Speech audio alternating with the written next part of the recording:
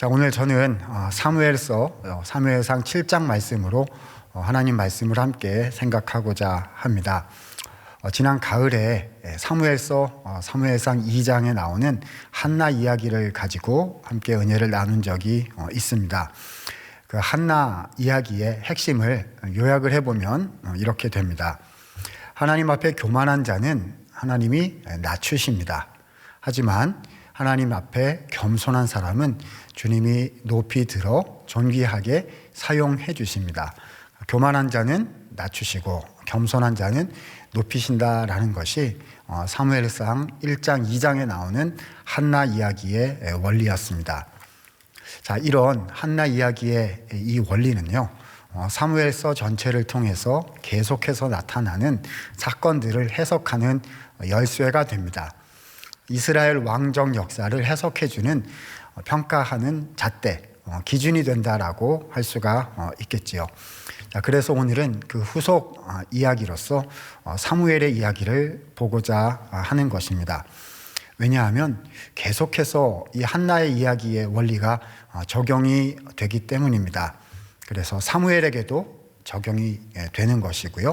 또 엘리 가문에도 적용이 되는 것이고 그 이후에 다윗과 사울의 이야기에도 적용이 되는 것입니다. 자, 그래서 오늘 우리는 사무엘서 7장에 나오는 사무엘의 승리, 블레셋과의 전투에서 대승을 거둔 감격적인 사건 이야기를 보았습니다. 그런데요, 오늘 이 본문의 말씀, 스토리를 이해하기 위해서는 사무엘상 3장부터 이어진 일련의 백그라운드 이야기를 먼저 좀 이해할 필요가 있습니다. 그래야 도대체 오늘 이 7장에 말씀한 이 위대한 승리가 어떻게 가능했는지를 알 수 있기 때문입니다. 자, 그래서 특별히 이 사무엘과 대조가 되는 집안인 엘리 집안의 아들들, 홈니와 비느하스라고 불리웠던 그 제사장 가문의 그 제사장들, 그 아들들의 이야기를 우리가 기본적으로 백그라운드로 배경으로 좀 볼 필요가 있습니다. 자, 사무엘상 2장 12절에 보니까요, 그 사무엘이 섬겼던 엘리 제사장 가문의 아들들 홈니와 비느하스의 그 삶을, 일상을요 이렇게 표현해주고 계십니다. 엘리의 아들들은 행실이 나빠 여호와를 알지 못했다라고 기록을 하고 계세요. 자, 이 홈니와 비느하스라는 아들들은 아버지가 엘리 제사장이었습니다. 제사장이자 사사요 또 선지자 역할을 했던 엘리, 그러니까 당시 이스라엘의 권력의 최정점에 있었던 엘리가 자기 아버지였다는 거죠. 그래서 그 권력에 심취한 나머지 그들은 잘못된 일들을 저지르는데 전혀 문제 느끼지 못했습니다. 뭐 예를 들면 이랬던 거예요. 어떤 백성들이 재물을 가지고 하나님께 제사를 드리려고 오면은요, 먼저 자기가 좋아하는 부분들을 이렇게 가져갑니다. 그러니까 제사를 드린 후에 그 다음에 제사장들에게 몫을 나눠주는 건데요, 고기를 삶기도 전에 날 것을 원하신다 이러면서 막 빼앗아 간 거지요. 그러니까 하나님께 드리는 제사를 자기의 소유인 줄로 생각하면서 하나님을 능멸한 것이었습니다. 2장 17절에 그래서 그들의 행실을 이렇게 평가하고 있습니다. 그들의 죄가 여호와 앞에 심히 컸던 것은 그들이 여호와의 제사를 멸시했기 때문이다 라고 하시는 거지요. 비단 이런 것들뿐만이 아니었어요. 심지어 그들은 회막문에서 하나님을 섬기는 여인들과 동침하는 범죄까지 저질렀습니다. 그래서 아버지인 엘리 제사장이 그들의 행위를 말리려고 노력을 해봤는데 그래도 이 아들들이 듣지를 않았던 겁니다. 그래서 하나님의 영광을 가리우고 주님의 이름에 더러운 그런 욕을 가져가게 만드는 그런 행위를 계속해서 했던 거죠. 결국 하나님께서는 이 엘리 집안에 심판을 내리시겠다라고 선언하시는 데까지 가게 됩니다. 사무엘상 2장 30절에 보니까 이렇게 기록하고 있는 걸 볼 수가 있습니다. 자, 맨 끝에 보니까 이런 원리가 있어요. 나는 나를 존중히 여기는 자를 내가 존중히 여길 것이다. 그러나 나를 멸시하는 자를 나는 경멸할 것이다. 하나님을 높이는 사람을 주님이 높여주시고 하나님을 낮추는 자는 하나님도 낮추시겠다 말씀을 하신 거죠. 자, 어떤 원리가 계속 적용되고 있는 것입니까? 한나가 노래했던 그 원리인 거죠. 교만하면 낮추시고 겸손하면 높이신다는 이 한나의 원리를 하나님은 엘리 제사장 가문에도 적용하고 계신 것입니다. 결국 그래서 심판 선언이 엘리 가문에 대해서 주어지게 되죠. 2장 34절 보니까 이렇게 기록합니다. 엘리에게 하신 말씀이죠. 너의 두 아들 홈니와 비느하스가 한 날에 죽을 것이다. 그러니까 그 둘이 당할 그 일이 너에게 표징이 되리라. 교만하니까 낮추시겠다는 심판 선언이 나오게 된 겁니다. 사랑하는 여러분, 우리가 한번 생각해 보았으면 합니다. 만약 우리가 엘리 제사장 입장이어서 이런 예고의 말씀을 들었다면 어떻게 해야 될까요? 낮아져야죠. 겸손히 엎드려서 하나님 용서해 주십시오. 돌이키기 원합니다. 라고 잘못을 고하고 돌아가려고 했어야 할 겁니다.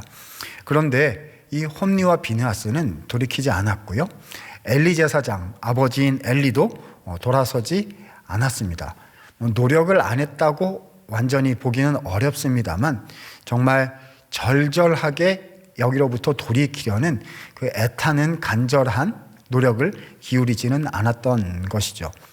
그러니까 그들의 마음이요, 이미 교만의 길로 들어서 버렸다는 것을 우리는 짐작해 볼 수가 있을 것 같습니다.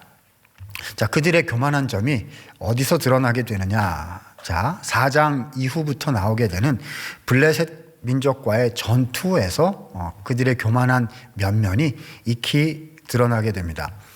자, 사무엘 4장에 읽어보면요, 이스라엘 백성이 블레셋 민족과 전쟁을 벌이는 장면이 나오게 돼요. 당시 블레셋 이 사람들이 굉장히 강성해가지고 이스라엘 민족들을 괴롭히는 그런 지경에 이르렀지요. 자, 우리 사무엘서 앞에 나오는 사사기 이야기를 읽어보면, 자, 사사들 중에 마지막 부분에 기록이 되어 있는 삼손 이야기 여러분 기억하시죠? 삼손이 어떤 민족과 부딪혔습니까? 맞습니다. 블레셋 민족과 전투를 벌인 그런 사사지요. 그래서 그들의 신전에 두 눈이 뽑힌 채 끌려갔었는데 하나님의 기적적인 도우심으로 마지막에 승리를 거둔 그 대상이 됐던 민족이 바로 블레셋입니다. 자, 그런데 지금 이 블레셋이 다시 쳐들어와서 엘리 제사장, 이 홈니 비느하스 때 이스라엘과 전쟁을 벌이게 됐다는 거예요. 그래서 4장 처음에 읽어보면 첫 번째 전투에서 이스라엘 백성들이 패배를 했습니다. 약 4천 명이나 죽음을 당했다는 걸 보게 됩니다. 자, 이렇게 되자 이스라엘이, 이 백성들이요, 꾀를 한 가지 냈습니다. 엘리 제사장이 모시고 있는 여호와의 법궤를 가져다가 전투에 모시고 가자라는 인간적인 계산의 꾀를 낸 거죠. 이 말씀이 4장 3절 말씀에 이렇게 기록이 되어 있습니다. 여호와의 언약궤를, 자, 중간부터 볼게요. 여호와의 언약궤를 실로에서 우리에게로 가져다가 그것으로 우리를 원수들의 손에서 구원하게 하자. 이렇게 아이디어를 낸 거예요. 그러니까 생각해낸 것이 하나님의 법궤였습니다. 여러분, 법궤가 그 고대 이스라엘 백성들에게 뜻한 게 무엇이었을까요? 바로 하나님의 임재. 그렇죠. 하나님의 임재하심입니다. 그리고 전쟁의 승리를 보장하는 보증 수표 같은 것이었어요. 여러분 혹시 기억하십니까? 이스라엘 백성들이 가나안 땅에 처음 들어가서 그 정복 전쟁을 하게 됐을 때 요단강을 건너서 가나안 땅에 입성하게 되거든요. 자, 그런데 그때 요단강 물이 이렇게 둘로 갈라져서 마른 땅을 건너는 것처럼 이렇게 건너갔던 사건 기억하실 겁니다. 여호수아 3장에 나오는 사건인데요. 자, 어떻게 그 요단강 물이 둘로 이렇게 갈라질 수 있었을까요? 그것이 바로 여호와의 법궤가 강물 안에 들어갔기 때문이었어요. 이 제사장들이 그냥 강물 안으로 들어간 게 아니라 여호와의 법궤를 어깨에 메고 들어간 거거든요. 그러니까 하나님의 임재가 있는 여호와의 법궤가 강물 안으로 들어가자 강물이 열린 거지요. 여호수아 6장에 읽어보면 우리가 너무 잘 알고 있는 여리고성 전투가 나옵니다. 하루에 한 바퀴씩 성을 돌고 일곱째 날에는 7바퀴 돌아서 전부 13바퀴 도니까 소리 지르니까 성이 무너졌다. 이렇게 되는 사건이죠. 자, 그런데 소리를 세게 질러서 무너졌다기보다는요, 핵심은 역시 여호와의 법궤를 통한 하나님의 임재가 거기 임했다. 이것이 핵심이었죠. 왜냐하면 하루에 한 바퀴씩 성을 돌 때요, 그냥 뱅글뱅글 돈 것이 아니라 하나님의 법궤를 메고 돌았기 때문입니다. 전쟁에 등하신 여호와, 그분께서 여호와의 법궤에 임재해 계시기 때문에 법궤가 가는 곳마다 승리를 했던 거지요. 그래서 이스라엘 백성들의 그 역사의 기억 속에 여호와의 법궤란 하나님 임재를 뜻했고, 그리고 승리를 보장하는 그런 빅토리의 상징이었다, 이렇게 말할 수가 있는 겁니다. 자, 사무엘서 본문 얘기로 다시 돌아오면은요, 이 블레셋 전쟁에서 패배한 이스라엘 사람들이 바로 이런 하나님의 법궤를 생각해낸 거예요. 와, 법궤를 모시고 오자. 그러면 이것은 보증수표다. 이번에는 우리가 이길 것이다. 이렇게 생각한 거죠. 하지만 여러분, 그들의 생각은 오산이었습니다. 왜냐하면 하나님은 지금 이스라엘을 도와주실 생각이 전혀 없으시거든요. 그런 계획이 없으시다는 것을 이미 명백하게 밝히셨거든요. 왜지요? 홈리와 비느하스가 하나님을 멸시했기 때문에, 하나님을 존중하지 않았기 때문에 나도 너희를 존중하지 않겠다라고 하나님의 뜻을 밝히셨어요. 그러니까 여호와의 법궤를 가지고 가는 어떤 기계적인 시스템으로 하나님을 움직일 수 없는 것이 분명했단 말입니다. 그럼에도 불구하고 이 백성들은 그런 점을 생각하지 않았지요. 급했던 거예요. 그래서 막 달려왔습니다. 엘리 제사장은 나이가 많았으니까 아마도 실무를 맡아보던, 실제로 모든 걸 하던 사람들은 홈리와 비느하스가 아니었을까 싶습니다. 그러니까 법궤 가지고 나갑시다, 이렇게 했던 거예요. 자, 홈리와 비느하스는 여기서 아무 말도 못하고 법궤를 내어주게 되었고, 뿐만 아니라 본인들도 그 법궤를 모시기 위해서였겠지만 그 전쟁에 따라서 참여하게 되었던 것입니다. 여러분, 어쩌다가 이스라엘 백성들이 또 홈리와 비느하스가 이런 지경까지 가게 됐을까요? 아마도 10중 8구 홈리와 비느하스는 하나님께서 자신들과 함께 하시지 않을 것이라는 사실을 예측하고 있었을 겁니다. 알고 있었을 거예요. 왜냐하면 홈리와 비느하스가 한날에 죽으리라는 예언이 이미 주어져 있었기 때문인 거죠. 그런데도 여호와의 법궤를 메고 출정하고 말았던 것입니다.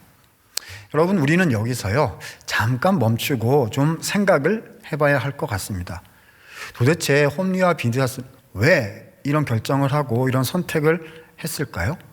하나님이 나와 함께 하지 않는다는 것을 알면서도 왜 하나님의 이름을 가지고 계속 앞으로 가려는 그런 선택을 할 수밖에 없었던 걸까요?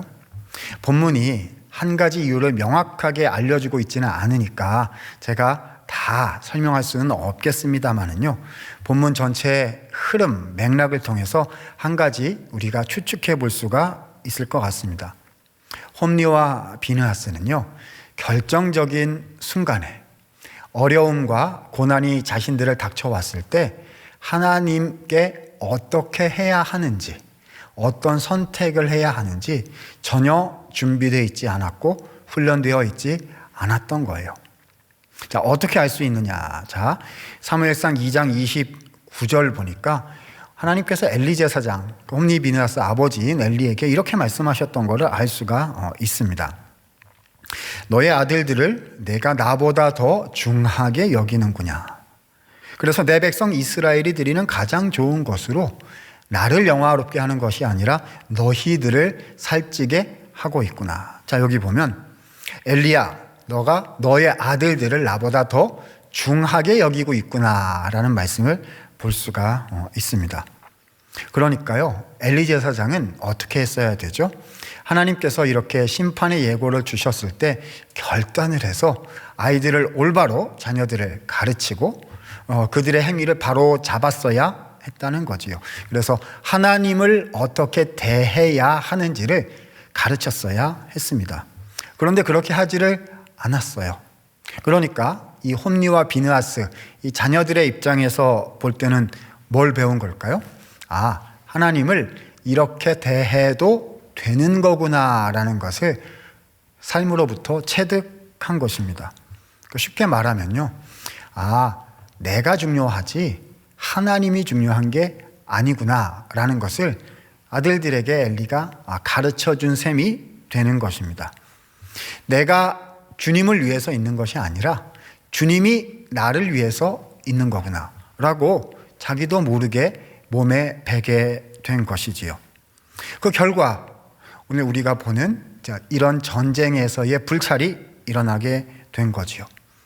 하나님 앞에 죄를 지었음에도 불구하고 하나님이 이렇게 경고하셨음에도 불구하고 그냥 예전의 어떤 경험처럼 그냥 어쩌다 들었던 것처럼 배웠던 것처럼 하나님의 법궤를 기계적으로 가지고 가기만 하면 아마도 승리가 임할 것이다 라고 하나님을 그 정도로만 대해도 된다는 잘못된 생각을 그들은 할 수밖에 없었던 것입니다. 하나님을 하나님으로 대하지 아니하고 하나님을 내게 필요한 이용의 대상 정도로 인식하는 데서 멈추고 그쳤다는 것입니다. 사랑하는 성도 여러분, 오늘 이 홈리와 비느하스의 이야기는요, 우리에게 매우 엄중한 경고를 던져주고 있다고 여겨집니다. 하나님께 가장 가까이 갔던 한 가족, 주님께서 존귀하게 들어 사용하셨던 한 가정, 그 사람들의 이야기를 보여주면서 하나님으로부터 점점 더 멀어져 가게 된다는 것이 무엇을 뜻하는지, 어떤 결과를 가져오게 될지를 아주 구체적으로 보여주고 계신 거지요. 우리의 모습은 어떠합니까? 오늘 이 시간, 이 오후 시간에 하나님 앞에 나와 예배드리기 위해서 우리가 이렇게 함께 모여 있습니다. 노력해서 시간을 정하고 또 마음을 준비하고 모여 있어요. 아마 함께 하시는 우리 성도님들, 하나님께 대한 마음이 충분히 있으신 분들이실 겁니다. 그러므로 더욱 한번 생각해 보았으면 좋겠습니다. 나는 하나님을 어떻게 대하고 있나요? 나를 위해서 그냥 기계적인 원칙대로 뭔가 좋은 거를 그냥 자동적으로 해주시는 기계 시스템 정도로 하나님을 대하고 있는지요? 아니면 하나님 그분이 정말 내 삶의 소중한 주인이 되시는, 내가 섬겨야 하는 그런 분으로 인식하고 계시는지요?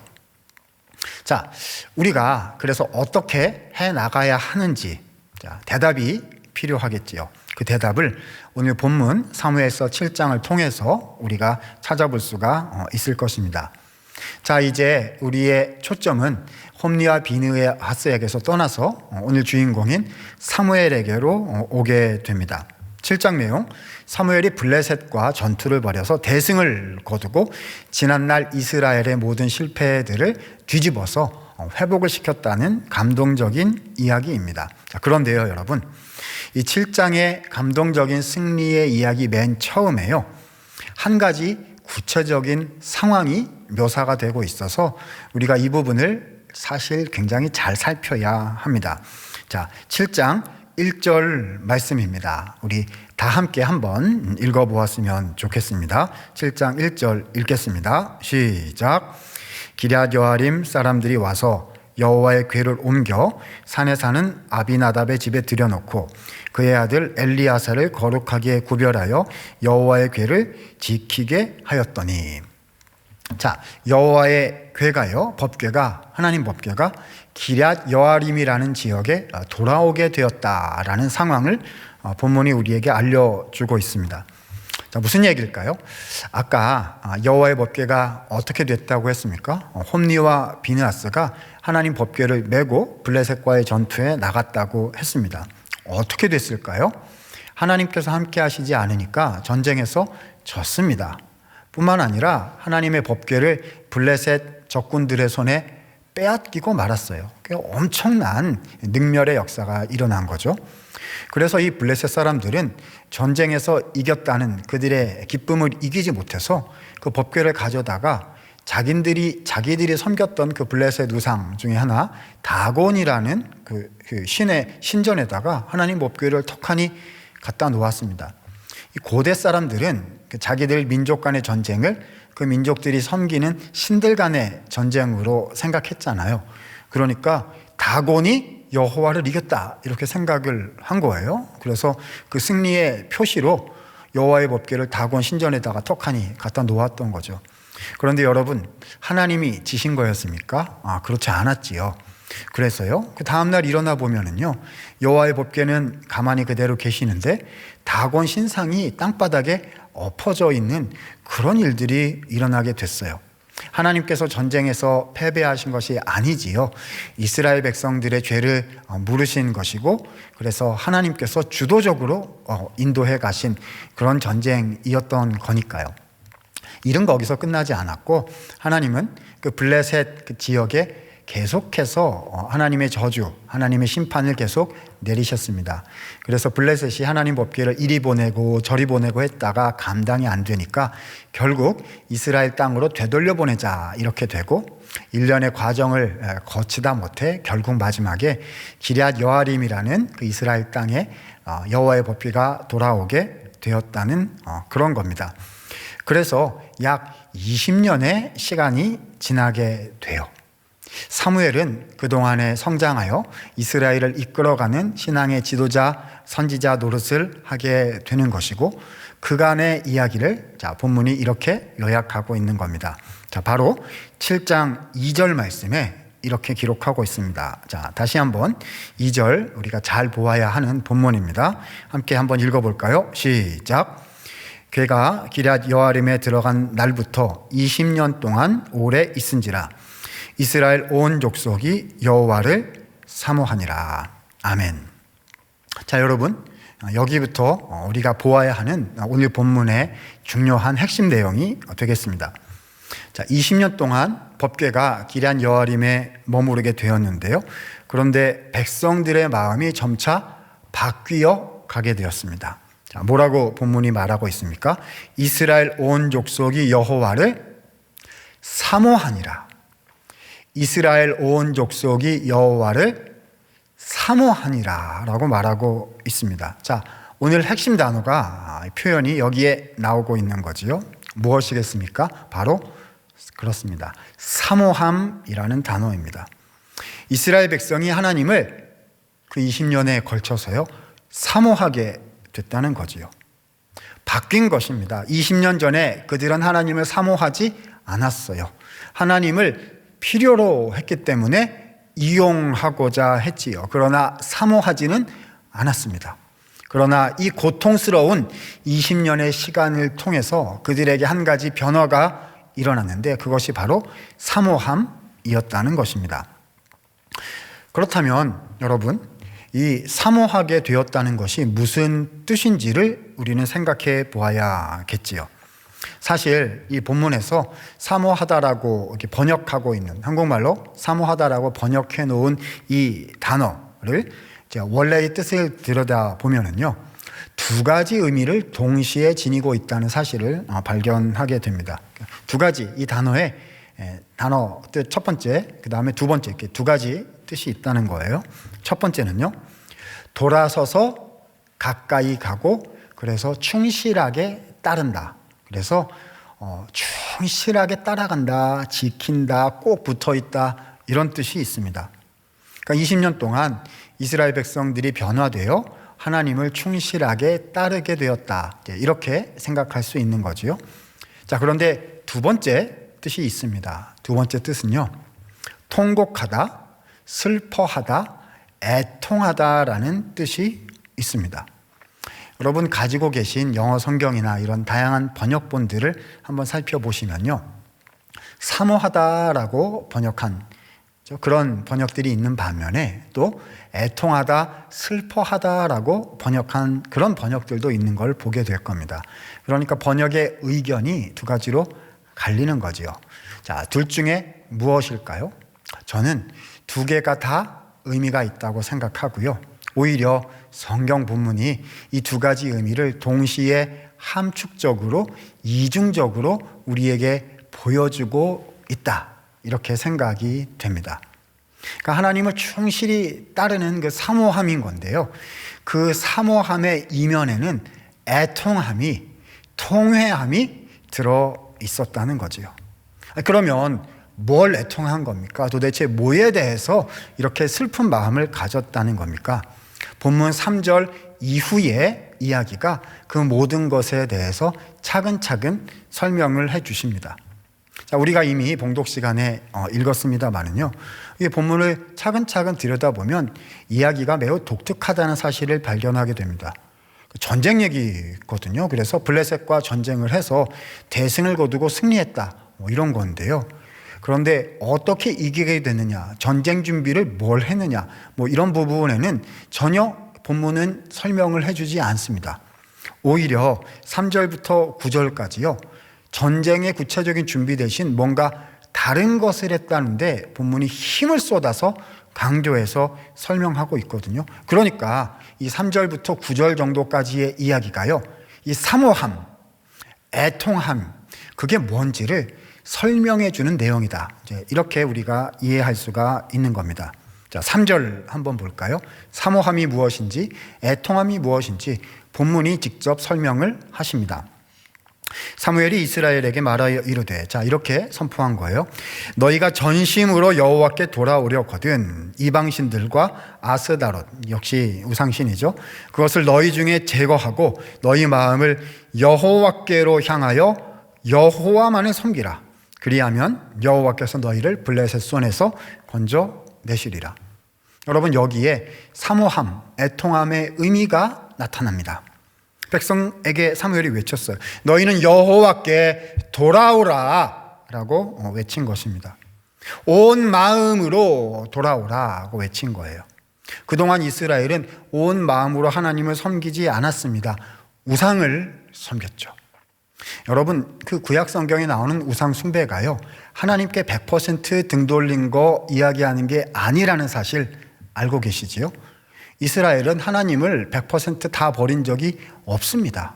어떻게 하나님을 버려요? 대대로 믿어온, 저 어렸을 때부터 믿어온 하나님인데 안 버리죠. 다만 하나님만 섬기지를 않았던 거지요. 하나님도 섬기고 필요하면 우상도 섬기고, 이렇게 한 것을 성경은 우상 숭배다라고 얘기하고 있습니다. 요즘 쉬운 말로 얘기하자면 양다리를 한 거죠. 그렇죠? 하나님도 섬기고 세상도 섬기고, 그렇죠? 주일엔 예배 시간엔 하나님 기억하고 주님 찾지만은, 그러나 내 일상에서 무언가 다른 게 필요하고 내 마음에 뭔가가 더 채워져야 할 때는, 그렇죠? 하나님 대신 다른 거를 찾기도 하고 집착하기도 하고 매우 의지하기도 하고 했다는 것입니다. 거기다가 대고 사무엘이 외친 거지요. 이제 그런 거짓 신앙, 양다리의 우상 숭배로부터 돌이켜서 하나님을 찾으라. 나의 필요, 나의 이익이 주인이 아닌 하나님이 주인이신 삶으로 돌아와라 라고 외친 것입니다. 이것이 바로 사모함의 의미였던 거지요. 그러니까 사모한다는 거는요, 그냥 하나님이 간절히 필요한 상황이 또 왔다, 이 정도 뜻이 아닌 것입니다. 사모함은 그러니까 애통함인 것이지요. 어떤 애통함입니까? 가만 보니까요, 내가 하나님을 제대로 섬기고 있지를 않은 거예요. 내 이익을 섬기고 있고 내 필요에 의해서 주님을 찾고 있고, 때로는 하나님을 모른 척하고 때로는 주님을 버리기도 하고, 그 모습이 나에게 있다는 것을 보면서 그것을 애통해 한 것, 그것이 바로 본문이 말씀하시는 사모함이었다는 것입니다. 이런 거죠. 지난 20년간 이스라엘 사람들은 20년 동안요 지켜보았습니다. 법궤가요 기럇 여아림에 있는 거예요. 거기는 법궤가 계셔야 할 장소가 아닙니다. 원래 계셨던 실로라는 곳이 따로 있어요. 혹은 하나님께서 이제 어딘가 지정해 주셔서 그 법궤를 잘 모셔야 하는 그런 장소가 있겠지요. 기럇 여아림은 그런 장소가 아니란 말입니다. 그런데 법궤가 기럇 여아림에 20년 동안 있는, 그렇죠? 그 가슴 아픈 순간들을 지나왔다는 거예요. 그러면서 그들이 기란 여아림의 법궤를 20년 동안 지켜보는 동안 그들의 마음속에 깨달음이, 신앙의 도전이 계속해서 되어졌다는 거지요. 무언가 잘못되었구나. 이래서는 안 되는 것이구나. 그리고 그들은 배웠던 것입니다. 애통해야 하는 것을, 사모해야 하는 것을 배웠던 거지요. 그러니까 사모하는 마음이란요, 주님이 계셔야 되는 자리에 계셔야 한다는 그 마음인 거죠. 하나님께서 주인으로 우리 가운데, 왕으로 다시 우리 가운데 계시기를 열망하는 간절한 그 부르짖음, 그 애타는 마음, 그것을 본문은 애통함, 사모함이라고 부르고 있는 것입니다. 그 마음을 갖게 되자 모든 이야기가, 모든 상황이 급변하기를 시작합니다. 하나님께로 돌아오려고 백성들이 몸부림치기 시작했기 때문입니다. 7장 4절 보니까 이렇게 이야기합니다. 이에 이스라엘 자손들이 실제로 우상 바알과 아스다롯을 제거하고 하나님만 섬겼다 했습니다. 그리고 그들은 사무엘의 지도를 받아서 미스바라는 곳으로 모여서 회개하는 집회를 열게 되지요. 7장 6절에 보니까 그들이 종일 거기서 금식한 후에 하나님께 고백합니다. 우리가 여호와께 범죄하였나이다. 자신들의 죄를 고백한 거지요. 하나님을 다시금 그들의 중심으로 모신 것입니다. 이것이요, 이스라엘 백성들이 전쟁에 나가기 전에 준비해야 했던 실제적인 전쟁 준비였습니다. 그들은 하나님을 더 이상 이용하지 않았어요. 법궤를 모시고 나가려는 홈니와 비느하스의 실수를 반복하지 않았습니다. 오히려 그들은 하나님께 더 나아가서 간절히 기도하는 것을 선택했지요. 7장 8절에 보니까 그들이 사무엘에게 요청했어요. 우리 하나님 여호와께 쉬지 말고 부르짖어 기도해 주십시오. 그들은 기계적인 어떤 시스템으로서 법궤를 모시고 나가려는 계획과 꾀를 낸 것이 아니라 주인이신 하나님 앞에 엎드려 간구하려는 마음의 열망을 보였습니다. 9절에 보니까 사무엘이 그래서 하나님께 온전한 번제를 드린 것을 보게 되지요. 홈니와 비느하스는 하나님의 제사를 다 무너뜨렸지만은 사무엘과 백성들은 사모함으로, 애통함으로 하나님께 온전한 제사를 회복했다는 것을 보게 되는 것입니다. 이것이요, 여러분, 이것이 바로 이스라엘과 사무엘, 그들이 하나님 앞에 가졌던, 돌이켰던 신앙인 것입니다. 이렇게 표현해 볼 수 있을 것 같아요.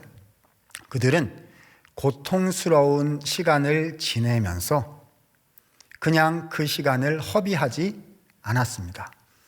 20년의 시간을 보내면서 그들은 그 고난, 그 염려, 그 인내의 시간이 하나님을 사모하는 시간이 되도록 바꾸었던 것입니다. 하나님을 사모하는 마음을 가지는 시간으로 삼았던 거지요. 여러분, 이것이 우리의 삶에, 신앙인의 삶에 참된 승리가 임하게 하는 비결인 거예요.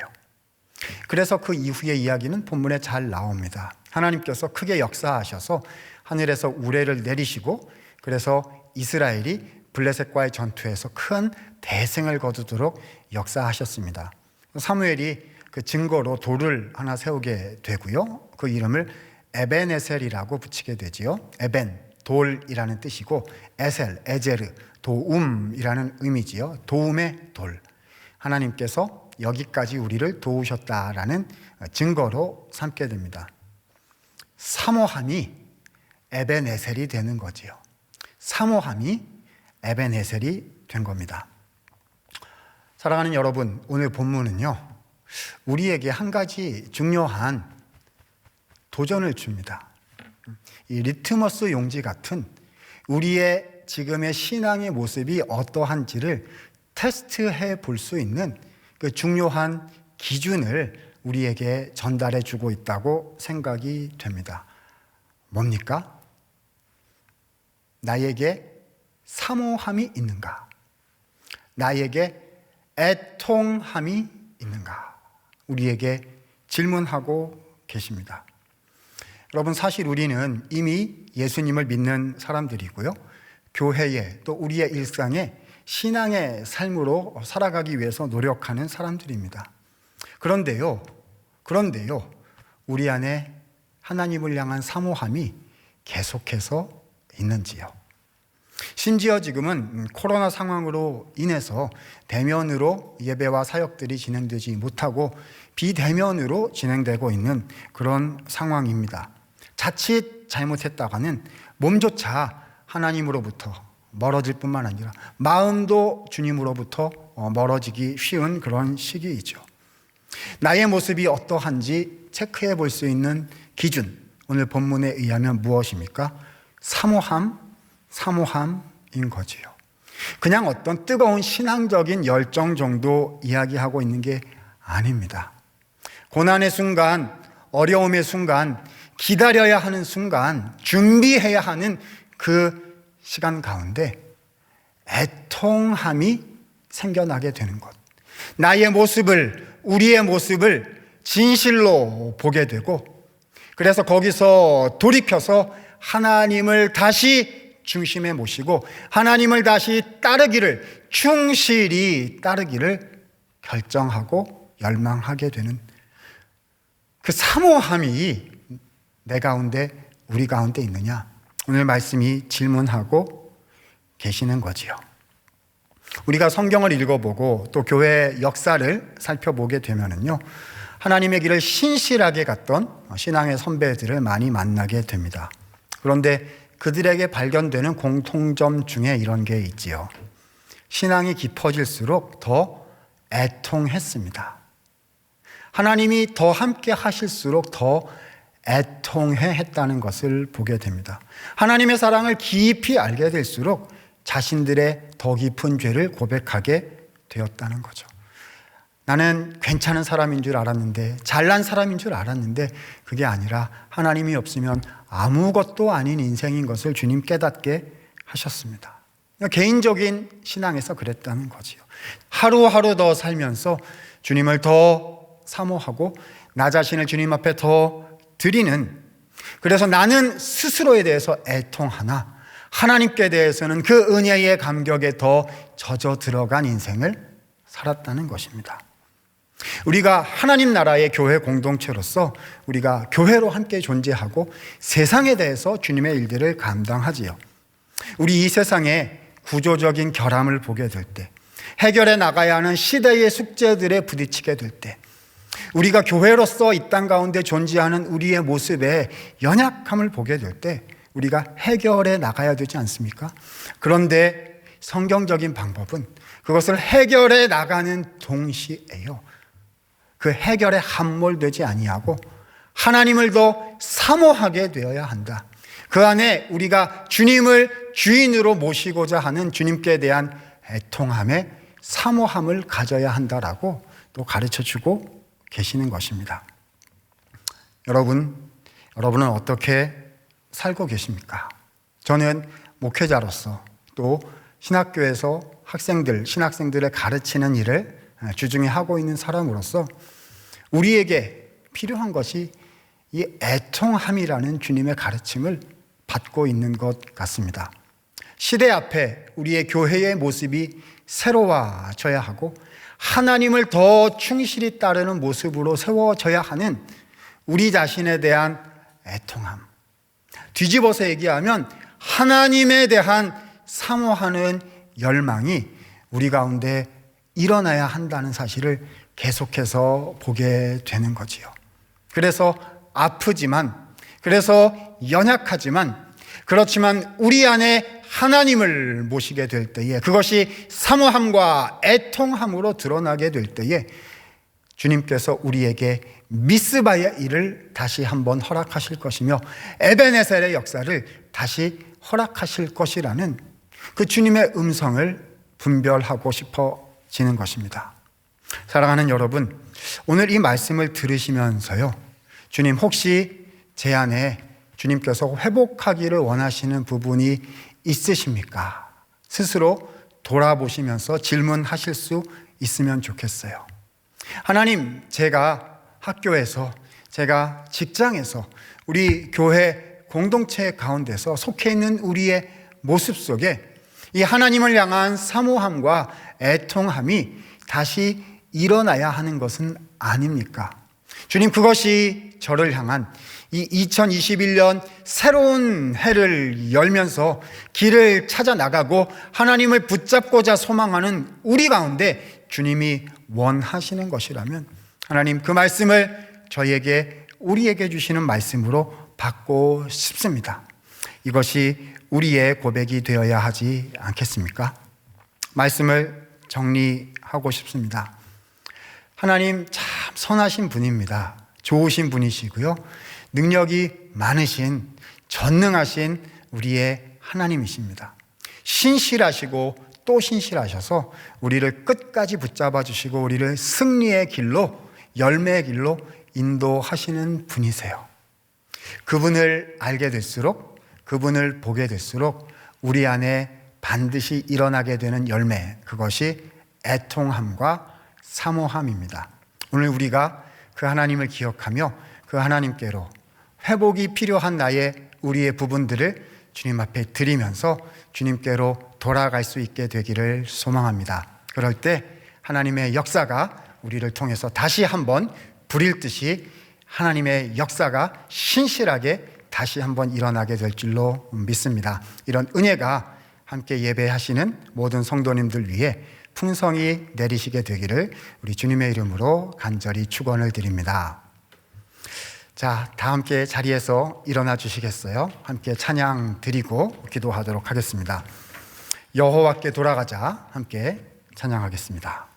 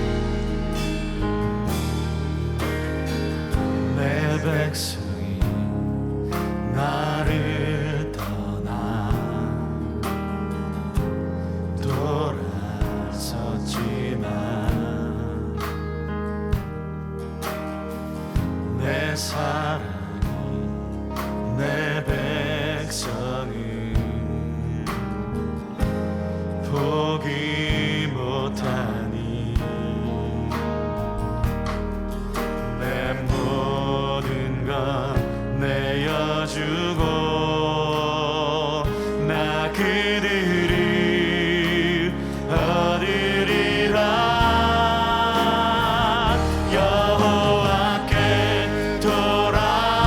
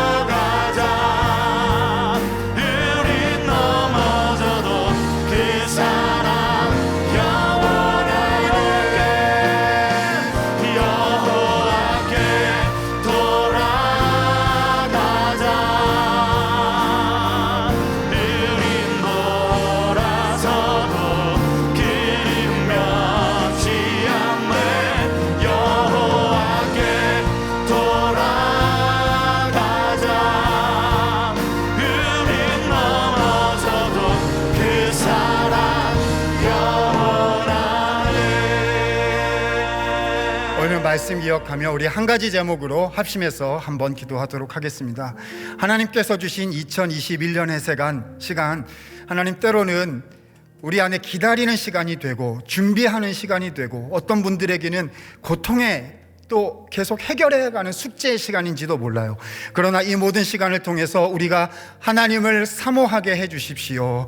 애통하게 해주십시오. 그래서 미스바의 역사가, 에베네셀의 역사가 일어나는 하나님의 그 뒤를 따라가는 시간이 되게 해주십시오. 주님께 돌아가기 원합니다. 우리 주여 한번 부르고 함께 기도하겠습니다. 주여